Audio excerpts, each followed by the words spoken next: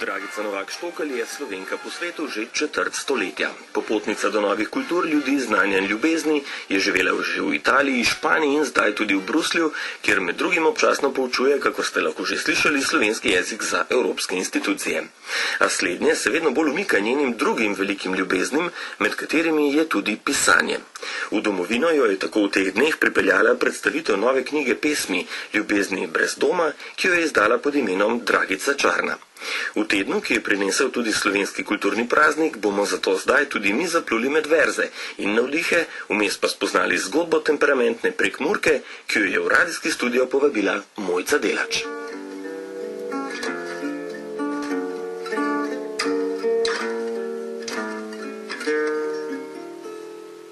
Pesmi sonca, svete samote, izgubljeni valovi se vračajo k viru. Jaz, brez svoje podobe sem, a ne brez samopodobe. Brez svojega časa, a ne zunanjega. Naj se učim iz svoje modrosti, jo prebudim, spečo princeso, da mi spregovori za vsak čas. Brez svojega sonca sem, a ne brez svetlobe. Brez svojega sveta, a ne brez zemlje. Kot ptica, nič ni mojega razen kril in hkrati vse moje, česar se dotaknem, kar vdihnem in kar živim. Nikjer nisem doma, a nisem brezdomka. Ko dež, ki domuje v oblakih, dokler ga sonce ne spodi in se ne porazgubi po zemlji. Brez meja sem, le v pesem ujeta, svetloba so moje črke in pesmi so stepe in veter moj princ. Tu sem in tam, v začetkih in koncih, v zvezdah in zemlji, delček, celota, jaz.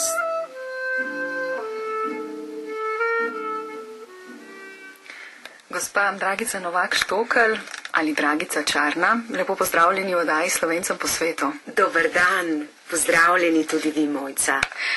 Pravzaprav ste se na nek način s tole pesmijo Jaz sem, ki je delček nove zbirke Ljubezni brez doma, predstavili, kaj ne? Ja, to je uvodna pesem in sicer je v zbirki ciklusa Pesmi sonca, kjer so najbolj odločne moje pesmi, moje biti, mojega jaza, moje osebnosti. Vi ste Slovenka po svetu že kar nekaj let, kaj ne? Ja, že 1986 sem jaz pripravila prve kovčke in odšla v Rim, še v času Jugoslavije sem že odšla. Kaj vas je s trebuhom za skruhom. Veste kako, to so bile pa ljubezni, to so pa ravno te ljubezni brez doma, o katerih pišem. Mene je vedno zanimal svet. Vedno sem si na nek način želela oditi dom, ne glede na to, da sem ga imela tako rada, da sem se vedno z ljubeznijo vračala, si nisem našla obstanka v Sloveniji, v Jugoslaviji sem morala oditi, mene je vedno fascinirala tujina. Cel svet, kamor sem šla, mi je bilo lepo. Bomo spoznali vse te vaše domove in tudi nekaj vaših ljubezni, čeprav imava le nekaj minut, da jih vanje ujameva, pa jih je toliko. Koliko časa ste bili potem v Rimu in kako šla potem pot naprej? V Rim sem šla kot profesorica na Sapienzo, na univerzo. Bila sem tam 7 let pa pol in sicer sem predavala slovenski jezik in literaturo in sem bila izjemno zadovoljna kot profesorica. Zelo delala sem tudi 2 leti za RAI, za radio in sicer sem prevajala novinarska besedila in potem kot spikerka, tako kot vi danes mene sprašujete, šla v živo veter. Ste bili naša novinarska kolegica? Ja, in sicer za italijanski radio sem to delala, za Slovence po svetu ravno tako. Mislim, da je bilo na kratkih valovih z Rima In je bil prav izziv, zato ker sem bila s kolegi iz cele Evrope in da smo se vedno zafrkavali, imeli smo možnost, kaj bomo lahko prebrali v tistem sklopu novic in jaz sem vedno izbrala čisto posebne za Jugoslavijo, tisto, kar me je mikalo in do česa nisem mogla priti drugače, sem tam v studiu vedno z veseljem brskala in še ostala potem nekaj ur, da sem si vse informacije prebrala. Ta izseljeniška zgodba, pravzaprav spoznavate jo na lastni koži, pa ste jo torej tudi takole radijsko, je ena sama zgodba. Ja, zelo. Vsak ima svojo zgodbo in vse zgodbe so lepe in lepe so tudi zato, ker so naše in zato, ker jih živimo v prvi osebi. Vsak, ki gre pa niti ne s trebuhom za kruhom, ker v Jugoslaviji takrat nismo bili siromaki. Meni ni gnalo po svetu to, da bom jaz zaslužila denar. To meni ni bilo zanimivo. Jaz sem šla zato, da vidim svet, da se učim. Vedno sem šparala denar točno zato, da si bom plačala tečaj tujega jezika v tujini, da bom nekaj videla, da bom nekaj od tega imela, da bom od tiste države potem lahko brala pesmi, literaturo, karkoli, novice, da ne bom vprašala, kaj je to in kaj je to. Vedno sem hotela priti do vira informacij sama. Morje vas je spremljalo. Najprej ste bili pri sosedih, potem pa ste šli tudi v deželo morja in sonca v Španijo. Ja, v Španijo smo šli pa zato, ker jaz sem že hodila v Salamanko kot študentka študirati španščino, ker me je španščina, tako kot Italija, zaradi umetnosti. Mene je umetnost potegnila, ljubezen do poezije, vse te lepe stvari v Italiji. V Španiji pa ogenj, ko sem bila v Salamanki, jaz sem se zaljubila v Toledo, v njihove meskite, te molilnice, arabske, stare. Meni je bilo tako lepo ta zlata, bela barva. Upijala sem to svetlobo Orienta in ko sem se poročila, ko sem v Rimu sem ujela moža, tako kot se zelo lepo reče, ne, ker ženske ujamemo, ta Lilit Prvinska ga je ujela, čeprav je on osvajal mene. Ampak recimo v očeh sveta sem ga jaz zapeljala, sem bila jaz tista. V Rimu sem spoznala moža in ker je bil diplomat, sem rekla, če bomo šli po svetu, želim, da gremo v Španijo. No in je on potem pri gospodu Drnovšku, ki je bil predsednik vlade, takrat lobiral za Španijo. In mi smo šli potem v Španijo, bil je veleposlanik za Kubo in za Andoro in smo potem pač potovali in tam sem prišla stik z špansko kraljevo družino, z princesami, s kraljico. Ona je sprejme soprogo od veleposlanika na razgovor, ko veleposlanik preda kreditive kralju. In Španija je bila pa dokončno tista moja ljubezen. Ker sem se čutila doma, ta ogenj, flamenko, Andalusija, Granada, Alhambra, tam bi jaz lahko živela. Tam sem jaz, ko sem, tam sem doma.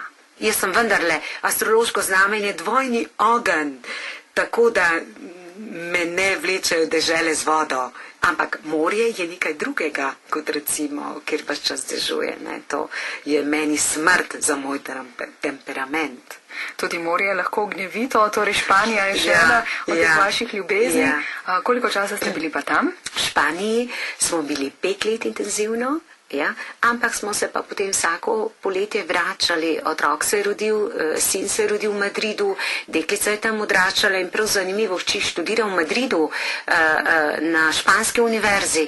Na misel ni prišlo, ne da bi šla v Anglijo, ne da bi šla v Slovenijo, ona je želela v Španijo, tam je odraščala in potem smo se vsako leto vračali, ker smo imeli tam toliko prijateljev, otroci so imeli sošolce, sošolke in ona se, potem smo leta in leta hodili poleti v Španijo, čez vso Provanso in poznala Španijo, ne vem, če je kakšno mesto, ki ga nista videla, in potem Francija, Italija, to smo potem potovali in otroka sta se izjemno navezala na Španijo, na Madrid, madrileños, tako da smo res na nek način, je to moj drugi dom, Španija. Kako vas je pa sprejel Bruselj? Bruslu je bilo zelo zanimivo na začetku, ker je Slovenija takrat stopala v Evropsko unijo. Tam je bilo vse novo, res da se je bilo treba učiti francoščine, na drug način Španiji smo govorili samo špansko, ker nihče ni od diplomatov govoril angleško in potem kar naenkrat vse pozabite, srednje šole, se treba začeti z otroki učiti spellinge in vi rabite mesece, preden razumete, da spelling ni izgovarjanje, ampak je pisanje, da se otroci naučijo. In jaz sem se potem začela z otrokoma, ko sta šla v evropsko šolo, v angleško sekcijo, lepo z njima začeti učiti angleško in potem tudi francosko. Belgija je le država, kjer v glavnem razen diplomatskih krogih in v evropskih inštitucijah Belgijci, Valonci ne govorijo angleščine in sem se morala začeti učiti še francoščine in tako so se te moje ljubezni širile. In zato vas vse to sprašujem, ker je pomembno, da poznamo vsaj malo to vašo zgodbo in razumemo, kako so različne kulture, različni jeziki vstopali v vaše življenje, kaj ti kažejo se tudi v vaših pesmih, kaj ne? Ja, vedno vsakem narodu in vsaki državi sem spoznala tako čudovite ljudi, da so vsi del mojih ljubezni. V vsaki državi je toliko lepega, tako čudoviti ljudje, da ko vi k njim pristopate z odprtim srcem, z odprtostjo, vas oni sprejmejo. To je popolnoma nepomembno, odkot prihajate. Oni gledajo v vas, kako ste vi in glede na to vas potem tudi tretirajo. Ne, tako vas začutijo, kot vas začutijo, tako vas imajo radi. In seveda, v francoščini veliko pesmi, jaz vedno rečem, ko se zaljubite, in je potem se preko ljubezni se naučite, tako da se moram še v enega Francoza se moram še zaljubiti, da se bom naučila dobre francoščine, ker do zdaj sem se vse jezike naučila, kjer so bile doma moje ljubezni. Ljubezen piše pesmi. Tako. Nas pa zanima, kako pesmi pišete vi in ko pišem pesmi je še ena, ki nam jo boste prebrali, kaj ne? Ja, bom z veseljem prebrala, ko pišem pesmi. Učenja. Ura življenja obkroži ljubezen. Ko pišem pesmi, svet misli, da jih pišem tebi, ljubezen, a jih ne pišem tebi. Ko pišem pesmi, svet misli, da jih pišem tebi, bolečina, a jih ne pišem tebi. Ko pišem pesmi, svet misli, da jih pišem tebi, svetloba, a jih ne pišem tebi. Ko pišem pesmi, svet misli, da jih pišem za umetnost, za prestiž, a jih ne pišem njima. Ko pišem pesmi, svet ne misli, da jih pišem sebi, amazonki v meni, da zame so. Ko pišem pesmi, jih pišem zase, sebe zorim, odslavljam nesmisle v sebi, opogumljam žensko v sebi, nazdravljam ljubeznim v sebi. Toliko verzov, da se začutim, kdo sem. Toliko verzov, da se začutim, kdo nisem. Toliko verzov, da si tlakujem pot v čas. Brez smisla so pesmi, v katerih me ni. Brez smisla je čas, v katerem me ni. Brez smisla je luč, ki mi ne sveti.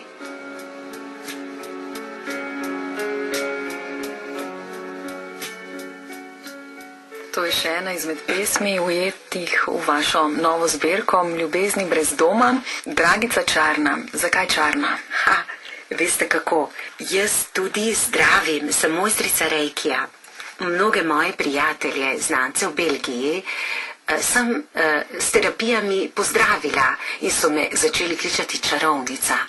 In so rekli, kaj zdaj boš izdala zbirko najbolj, kaj bo zdaj to Novak Štokal imela na vratu, daj si ti eno novo ime. Tako da, in so mi rekli, daj si Vičis. Sem rekla, pa ne bom si dala čarovnica po angliško, kakšna Slovenka pa sem jaz, da bom dala angliški priimek ali pa francoski priimek, niti podrazno. Jaz in potem sem tuktala, kaj bi. In mi je prišla beseda čarna misel. Iz besede čar se potem izpeljajo čarovnica, čarovnik, čarovnija, čarobnost In sem rekla, pa naj bo čarna. In potem sem rekla, tako zagotovo ne bo nobene pesmice, ki se piše čarna, ker nisem zasledila, da bi kdorkoli imel v Sloveniji ta priimek in sem si ga lepo zmislila. In sem si rekla, Dragica Čarna, ki je narejena iz čarov, ker me je toliko stvari mikalo in so mi dejansko dali pravzaprav sploh ne bi razmišljala o tem sama, dokler me niso moji prijatelji v Bruslu so rekli, no, zdaj pa en nov priimek, glede na to, da je vse to nastajalo v tujini, in da imaš toliko pesmi v španščini in da tudi zdraviš, da si mojstrica reikija, da je novo ime. No in ker so prve 4 zbirke nastale v soavtorstvu, sem želela dejansko razmejiti, gre za drugačen pristop, eno zorenje, skozi čas mi zorimo in prav je, da se spreminjamo, ko si rečemo ne spremeni se, ne, s tem delamo škodo sami sebi, mi se konstantno spreminjamo, mi konstantno zorimo, si predstavljate, da otrok ostane na nivoju dojenčka in se ne razvija. Vsi se razvijamo in tako sem jaz potem si rekla, deklica, dajmo ti to čarna in naj je to tvoje novo umetniško ime. In tako, naslednje knjige, ki jih že pripravljam, hočem pripraviti 3 romane. Bo preplet enega in drugega, ne bom nič povedala, ker o tem se ne govori, bom potem objavila vse s priimkom čarna, ker imam še namen veliko stvari pisati. Lahko namignete, toliko je navdih zanje tudi ta izseljeniška izkušnja in življenje v tujini?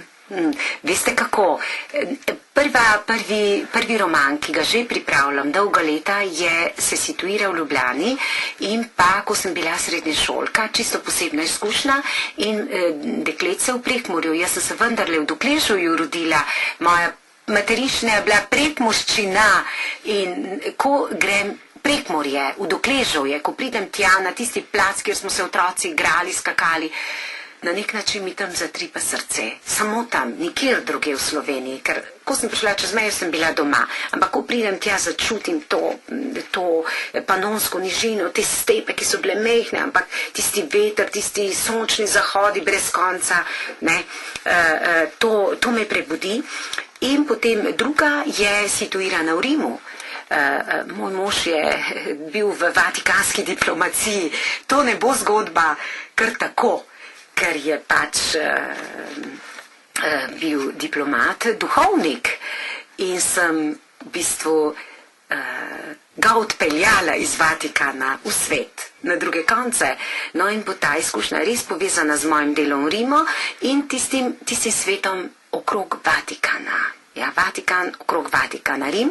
No, tretji roman, ki ga pa tudi že v duši pišem, je pa situiran diplomacija, časi, ko je Slovenija vstopala v Evropsko unijo, časi diplomacije naših prvih vlad, predsednika, premiera in tako dalje. In je situirana Madrid-Brusel. No, obetavni namigi, hvala lepa zanje. Se pravi, življenje piše zgodbe, in zgodbe pišejo življenje tako, in nekako se to vidi tako, tudi v vaših delih. In mene, tako. Točno tako, Mojca. Pesmi zorijo in tako, človek z njimi. Pesmi zorijo nas in mi zorimo pesmi. To smo se v bistvu terapeuti drug drugemu, učitelji drug drugemu, vendarle, jaz rečem, prebudila bom princeso v sebi modrosti, vsak v nas ima zaklade modrosti, samo prebuditi jih moramo, namesto da vedno gledamo, od koga se bomo nečesa naučili, samo prisluhnimo si, tisti intuiciji v nas. Dovolj je, da spregovori intuicija, ne glava, naše srce, imamo vse odgovore, ki jih v tem življenju potrebujemo. Imate radi družbo? Zelo, kako. Jaz sem, tisti, ki so astrologi, moja luna je v 11. hiši. Kaj to pomeni? To je hiša prijateljstva in je v vodnarju. Jaz si ne predstavljam življenja brez prijateljstva. To je moj dom. Prijatelji so moj dom. Kamorkoli grem na ulici, so ciganke moje prijateljice. Ko smo bili v kraljevi hiši, recimo s kraljico smo bili tako dobri prijateljici, da ko so bili sprejemi, je rekla, embajadore zdaj iz Slovenija, je rekla veleposlanika Slovenije, ona naj jo je poznala, osebno si naj jo je zapomnila. Torej, sklepati poznanstva, to je meni najbolj enostavno in tudi najbolj zanimivo, ker Vsak človek je poseben svet, posebno bogatstvo in ne to, kaj vse mi znamo, ampak kaj hranimo v našem srcu, to nas dela drugačne, kakšno je naše srce, tu smo pa res popolnoma različni drug od drugega. Ko pa potrebujete trenutek, da ste sami s sabo, da se malce umaknete, kaj naredite? Veste, kako jaz vsak dan meditiram. Vsako jutro meditiram, s tem začenjam dan, ne predstavljam si dneva, da ne bi meditirala. Si dam glasbo, si prižgem kadilo, si prižgem svečko, vedno imam posebne sveče, te odišavljene, in potem jaz meditiram uro, ko imam čas, tudi uro pa pol, in potem vizualiziram vse tiste, ki jih imam rada v svetlobi in jim pošljem misli ljubezni v domovino, moji mami, mojim prijateljem. Jaz tistem jutru objavim vse, ki jih imam rada. Gospa Dragica, kar nekaj vaših ljubezni smo spoznali, tudi vašo zbirko, pa vas vprašam mogoče za konec, katera od ljubezni in želja pa je recimo še za izpolniti v prihodnjih letih? Kaj bi rekla, veste kaj? Toliko, jaz ostajam odprta. Kajti počeli ste že marsikaj, ne? Od učiteljice, kot smo rekli, profesorice, z Evropske inštitucije, učim slovenski jezik, pa vedno manj, zato ker si želim več zdraviti in več pisati.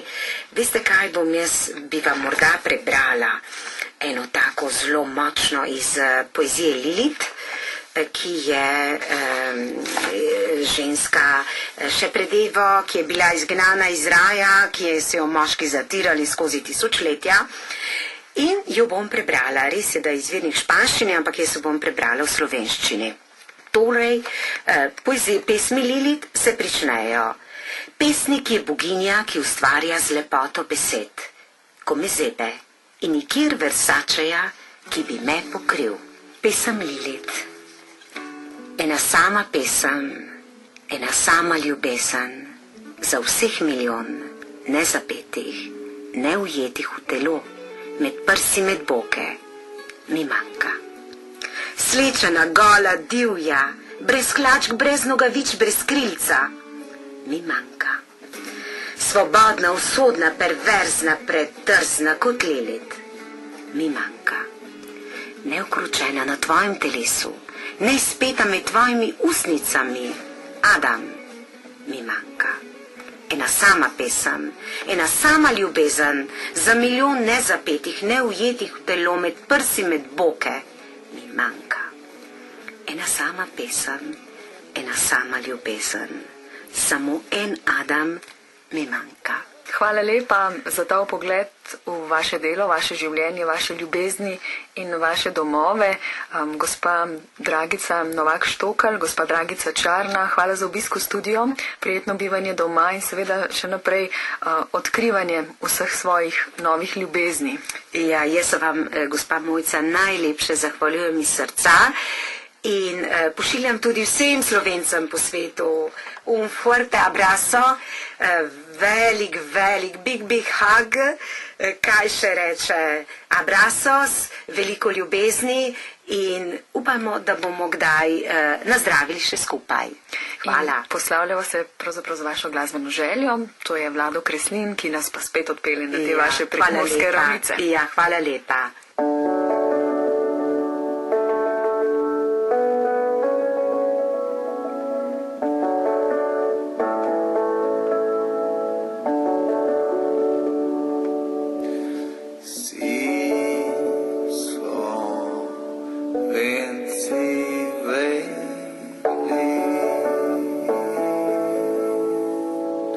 See